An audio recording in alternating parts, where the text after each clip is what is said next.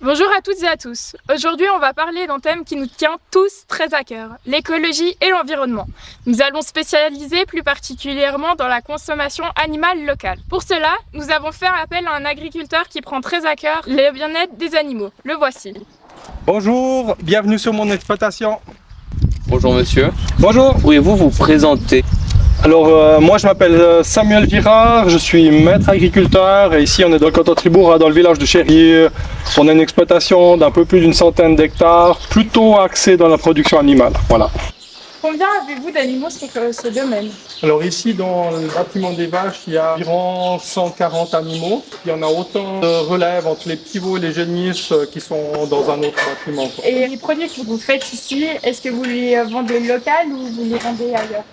Alors, on peut dire que c'est plus ou moins local. C'est Elsa qui ramasse le lait tous les 2 jours et puis qui transforme ça en différents produits. Donc après, c'est redistribué dans les magasins de la région, je dirais principalement.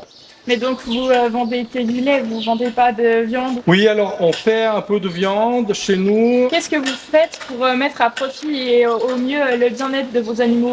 Le maximum, je dirais, on a un nutritionniste qui suit l'alimentation des animaux. On n'attache jamais les animaux sur notre exploitation. Ils sont complètement libres de manger. Elles ont toute une place pour se coucher. Et puis il y a 15-18 cm de paille pour qu'il y ait un vraiment maximum de confort. Les couloirs sont nettoyés automatiquement dans l'été où on a un système de brumisation. Et puis on a plein de ventilateurs dans le bâtiment pour que ce soit le mieux possible. Voilà. On voit qu'ici les vaches elles sont très bien traitées, mais ce n'est pas le cas par exemple dans l'élevage intensif. Donc ça c'est une des raisons pourquoi c'est mieux local. Est-ce qu'il y en a d'autres selon vous? Alors oui, local, je pense qu'on a énormément de contrôle, de la protection des animaux, plein d'organismes agricoles où on est contrôlé. Je dirais qu'à l'étranger, l'aspect de pouvoir sortir les vaches comme là, elles sont dedans, mais la plupart des vaches actuellement sont encore dehors, elles sont complètement libres d'aller manger de l'herbe dehors ou venir dedans. Je pense qu'au niveau de la sécurité, c'est les contrôles et les normes qui sont appliquées en Suisse. Pour le consommateur suisse, c'est très important, c'est une grande sécurité, voilà. Comment les agriculteurs locaux peuvent-ils rivaliser avec les prix des produits importés étrangers? Grosse question qui est très très dure. On a des contraintes en Suisse qui sont le personnel. Quand on construit des bâtiments, l'accès au terrain pour produire, on est 3-4 fois plus cher. Donc pour nous, c'est très très compliqué. Comment les agriculteurs peuvent encourager les consommateurs à acheter des produits locaux? Alors ça, c'est la responsabilité aussi des personnes de se dire est-ce que je fais venir mes tomates ou mes fraises hors saison depuis le Pérou, depuis l'Espagne, etc. C'est la conscience personnelle des gens un petit peu. C'est clair qu'il y a un coût différencié. Mais le manger local, c'est éviter de griller du kérosène, du carburant pour transporter des marchandises. C'est faire vivre des gens qui sont dans la région, que ce soit de n'importe quoi, tous les secteurs. Le fait d'aller manger délocalisé, c'est peut-être des gens qu'on met au chômage également.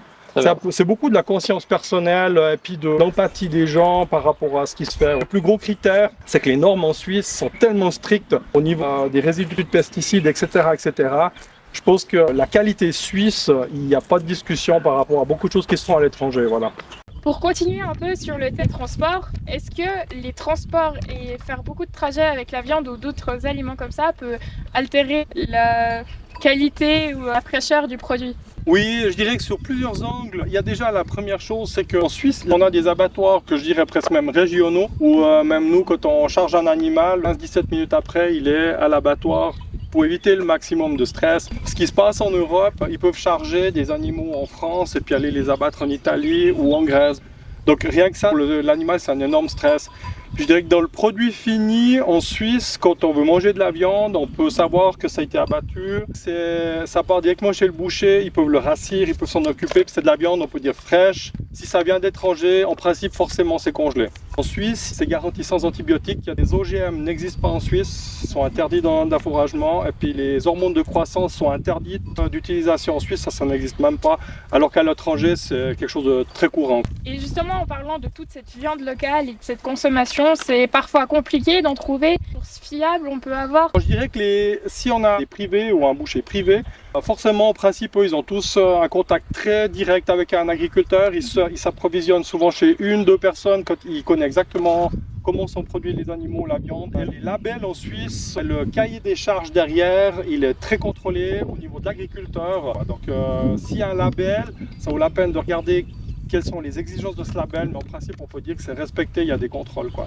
Mais justement avec les labels, comment c'est possible et comment on peut être sûr que ce soit un bon label? Parce que de plus en plus d'entreprises font du greenwashing et se verdissent l'image en faisant croire qu'ils ont une conscience écologique alors que c'est complètement faux et créent justement des faux labels qui appartiennent seulement à leur entreprise. Et tout ce qui est lié à beef.ch, leurs labels sont tous contrôlés. Les gros distributeurs sont les champions exactement pour aller beaucoup plus loin que ça en est. Si vous allez chez votre boucher et que vous lui demandez un label, le label de toute façon il sera entièrement respecté. Même s'il est un peu folklorique des fois au niveau de la grande distribution, en fin de compte, nous les exigences, on respecte.